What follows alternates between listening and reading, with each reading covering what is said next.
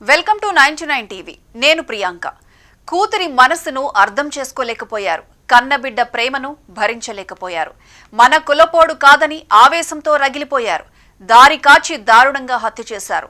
కానీ కూతురి మనసులోంచి అతని జ్ఞాపకాలను మాత్రం తుడిచిపెట్టలేకపోయారు.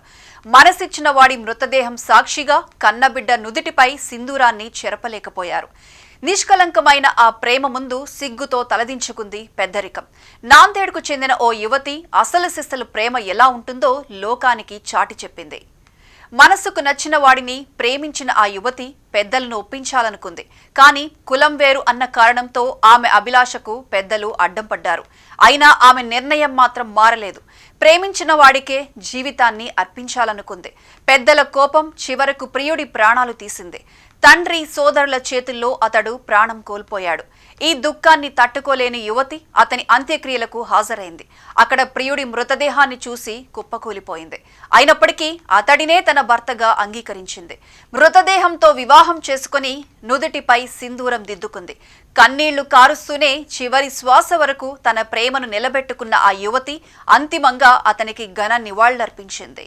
మహారాష్ట్రలో చోటు చేసుకున్న ఈ ఘటన నిజంగా హృదయాన్ని ముక్కలు చేసేంత దారుణంగా ఉంది. నాందేడ్కు చెందిన 25 ఏళ్ల సక్షంచేట్ హిమేష్ మమిదార్ స్నేహితులు. ఈ పరిచయంతో హిమేష్ సోదరి అంచల్ కూడా సక్షంకు పరిచయం అయింది. కొంతకాలంలోనే వారిద్దరి మధ్య ప్రేమ పుట్టింది. పెద్దల్ని ఒప్పించి పెళ్లి చేసుకుందామనే సంకల్పంతో ముందుకు సాగారు. కానీ సక్షం దళిత కులానికి చెందినవాడనే కారణంతో అంచల్ కుటుంబ సభ్యులు వారి ప్రేమకు పూర్తిగా అడ్డుపడ్డారు. ఆమెతో మాట్లాడొద్దని సక్షంను హెచ్చరించారు.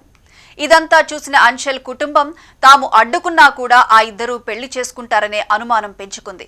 ఈ అనుమానం పగగా మారి నవంబర్ 27న జునాగంజ్ ప్రాంతంలో అంచల్ తండ్రి ఆమె ఇద్దరు సోదరులు పక్కా ప్లాన్ ప్రకారం సక్షంపై దాడి చేసి క్రూరంగా హత్య చేశారు. మృతుడి తల్లి ఇచ్చిన ఫిర్యాదు ఆధారంగా అంచల్ తల్లిదండ్రులు ఇద్దరు సోదరులు సహా 8 మందిపై కేసు నమోదైంది.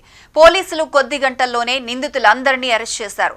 హత్యకు 2 గంటల ముందే అంచల్ తల్లి సక్షం ఇంటికి వెళ్లి బెదిరించిన విషయం బయటకు వచ్చింది.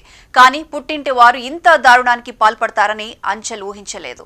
తాను ప్రాణంగా ప్రేమించిన సక్షం ఇక లేడని తెలిసిన క్షణం అంచల్ జీవితమే శూన్యంగా మారింది. తల్లిదండ్రులు సోదరులు ప్రియుణ్ణి తన నుంచి దూరం చేశారని తెలిసినా తన మనసులో అతడి స్థానం ఏంటో అన్నది ఆమె నిర్ణయంతో స్పష్టమైంది. అందరి కళ్ల ముందే ప్రియుడి మృతదేహాన్ని పెళ్లి చేసుకుని అతడే తన భర్త అంటూ సింధూరం పెట్టుకుంది అంచల్. ఆ క్షణం అక్కడున్న వారి గుండెలు ఒక్కసారిగా విలువెల్లాడాయి. తండ్రి సోదరులు చేసిన క్రూరపు పనికి అంచల్ ఈ రోజు తీవ్రమైన శిక్ష అనుభవిస్తోంది. తను ప్రేమించిన వ్యక్తిని కోల్పోవటం ఆమెకు జీవితాంతం మిగిలే గాయం.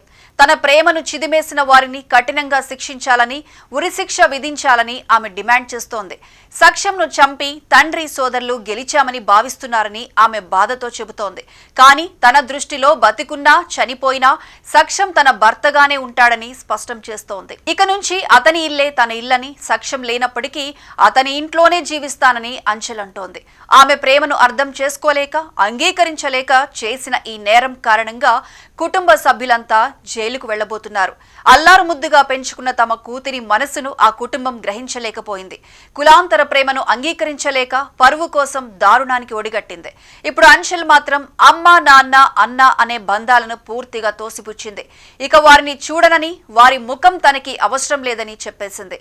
ఒక ప్రాణం బలి అయినా చివరికి ప్రేమే గెలిచింది. పెద్దరికం, కులం, అహంకారం ఇవన్నీ ఓడిపోయాయి. ప్రేమ బలం ఎంత గొప్పదో ఈ ఘటన మరోసారి గుర్తు చేసింది.